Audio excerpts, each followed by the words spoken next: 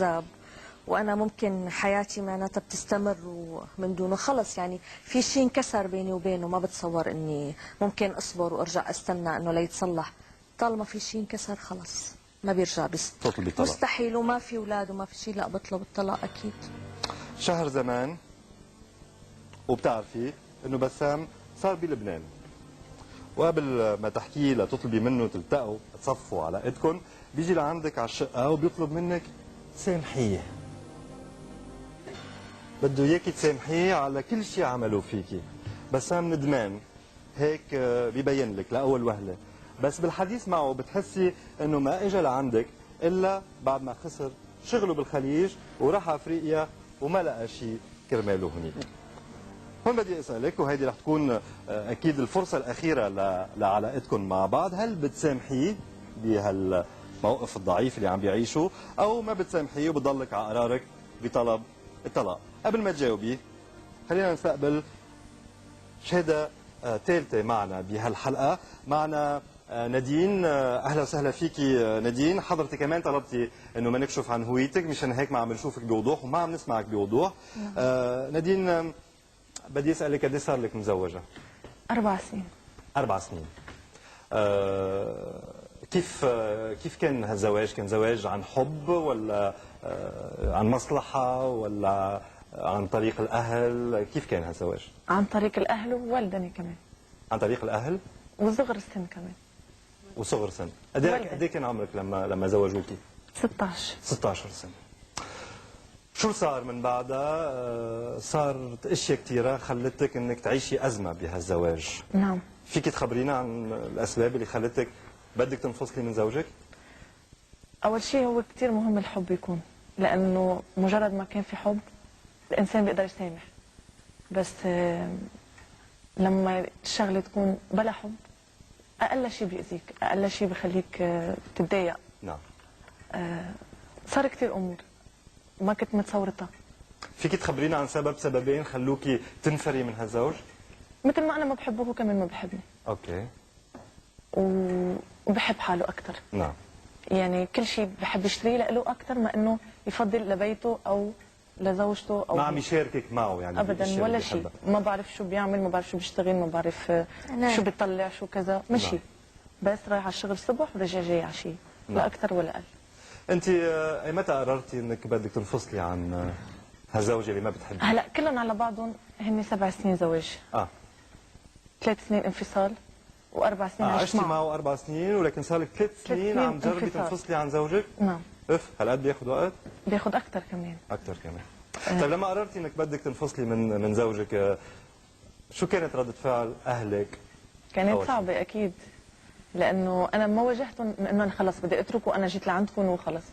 انا قلت لهم انه في مشاكل، خلوني شوي عندكم. قلت انا بيعطوني مجال يوم 2 بحكي الموضوع وبتفهموني. نعم. حسوا دغري على الموضوع. ايه؟ اللي اذا بدك تتركي هيدا البيت مش مفتح لك للطلاق او للانفصال او شيء. هلا مرحله وبتمرق، بكره بتروقي. هيك حكي. ايه.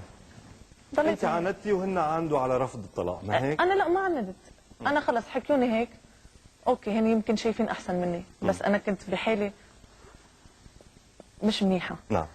وما فكرت الا بطريق واحد، اذا اهلي ما ساعدوني. نعم. واذا هونيك مش قادره الاقي حل، لانه حكيت معه. قلت له انه ليش، بس بدي اعرف سبب. شو الطريق اللي فكرتي فيه؟ طريق بشع يعني. شو هو؟ لانه الانتحار. انتحار. فكرتي نعم. بالانتحار؟ جربتي الانتحار؟ جربت. وانتهى اكيد بالمستشفى. نعم. وكان هو كمان اصلا ماشي موافق معك، كان ساعدك في الموضوع. موافق، لانه الطلاق بده يكلفه مصاري. اوكي. اوفر يعني الانتحار. اوفر وصيت. طيب بعتذر لانه الوقت عم بيداهمنا، بس اليوم شو وضعك بالضبط؟ اليوم الحمد لله نجيتي من عمليه الانتحار ومحاوله عمليه الانتحار، عم تركضي ورا الانفصال، ما هيك؟ نعم. اهلي معي من بعد ما فتحوا مجال يسمعوني. نعم. ولحالي مع اهلي. نعم. وعايشه حياه كل بنت بتتمناها وتعيشها. صحيح من بعد ما تأذيت ومن بعد ما يعني كل انسان ما بيتعلم الا من غلطه. نعم. انا كان غلطي اكبر من غيري شوي، بس ماشي الحال. بتحسي انه رح تتحرري يوم ما رح يصير أكيد. الطلاق بينك وبين زوجك؟ اكيد انا هيك. شكرا لك. شكرا نادين. شكرا لك. اجى لعندك وعم يطلب المغفره، عم بسالك اذا بتسامحيه او ما بتسامحيه، رح ياخذ جوابك. ما بدي اياك تتسرعي كمان هون من بعد هالمحطه الاعلانيه مع المصري.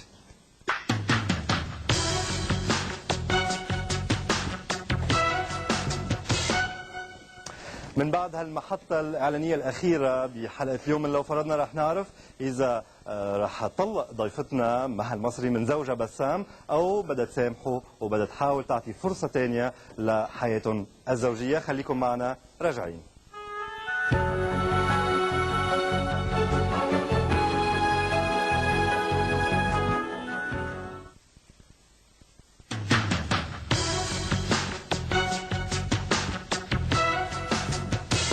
عودة إلى لو فرضنا. وصلنا للجزء الأخير من القصة الافتراضية اللي عم تعيشها معنا ضيفتنا النجمة السورية مها المصري. خلينا نرجع لنعرف إذا رح طلق ولا رح تسامح بسام وكيف رح تكفي قصتهم مع بعض بهالجزء الأخير من لو فرضنا.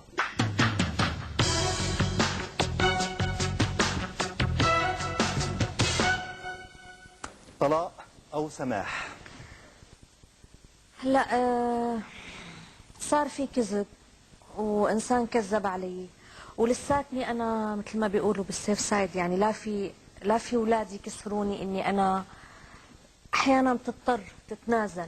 فطالما انه انا لسه ما في اولاد ممكن ارجع له واصير بولد بولدين وما ويضل كذاب. يعني حقول لك اكثر شيء اني انا بتبع احساسي وحدسي، يعني شو عم بتحسي احساسي هلا؟ انه هذا الانسان صادق ولا كذاب، وانا بحس انه هو كذاب. رجع لي لانه وصل خسر شغله وخسر وحس يعني انسانه لسه موجوده وكان مرتبط فيها ممكن يكون يعني لو بيحبني اصلا ما تعامل معي هيك، فمعناتها ما في حب. بركي غلط. ما بتؤمنين الواحد ممكن يغلط ويرجع. ايه بيغلط لفتره. ايه مش حابينه ابدا. ما حابب ولا انا حاببته. نعم. يعني بيغلط بس بيرجع لصوابه. بس اوكي غلط ورجعت انا وقال لي لا روحي سافري، بس طلع وخلص شغله هون وسافر لبلد ثاني وبعدين رجع. لا فمعناتها هذا ما حس. بتقولي لحالك ما معقول سامحه بعد كل اللي عمله، خاصة انه ما اجى يعتذر منك الا بعد ما خسر كل شيء مثل ما قلتي. فبتقولي انه علاقتكم انتهت ولازم تطلقوا. هو بيرفض فكرة الطلاق من اساسه، بيقول لك لو شو ما صار مش رح يطلقك. كل يوم بيخترع لك عذر جديد على اللي عملوه، لحد ما بيوم بيفتحك بموضوع شوي غريب، موضوع مهم حسب رأيه، وهو انه اكتشف انه اللي صار معه بهالفترة الغامضة كثير بحياته كان سببه انه امه عملت له سحر. لا تفرقكم. بيقول لك انه شاف حدا من يلي بيفكوا السحر، وهو اللي قال له انه فعلا امه هي اللي عملت له السحر، وقال له انه الموضوع بيزبط بس بده شوية شغل وكم جلسة. ومن بعدها هالشخص بيوعدوا انه حياتكم رح ترجع طبيعيه ورح ترجعوا تعيشوا قصه الحب الجميله جدا يلي بلشت مع قصتكم. بيطلب منك توقفي حده وتساعديه. هل بتصدقيه وبتوقفي حده او بتنصحيه يروح عند طبيب نفسي؟ هلا السحر موجود بالقرآن، انا بأمن انه في سحر ومنه ما يفرقون بين المرء وزوجه، يعني ممكن، وطبعا ما بصير الا اذا ربنا هيك رايد.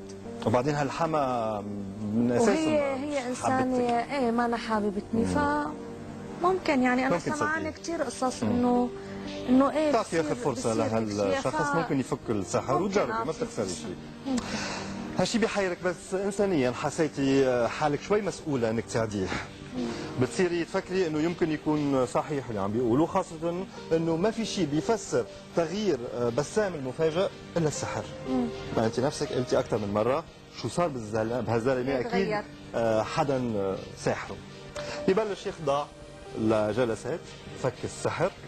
طبعا القصه بدها مصاري، طبعا بسام بيطلب منك المبلغ وانت ما بتترددي، بما انك قررتي انك توقفي حده وتساعديه، ما بتترددي انه تعطيه هالمصاري حتى تخلصي من هالمشكله فرد مره.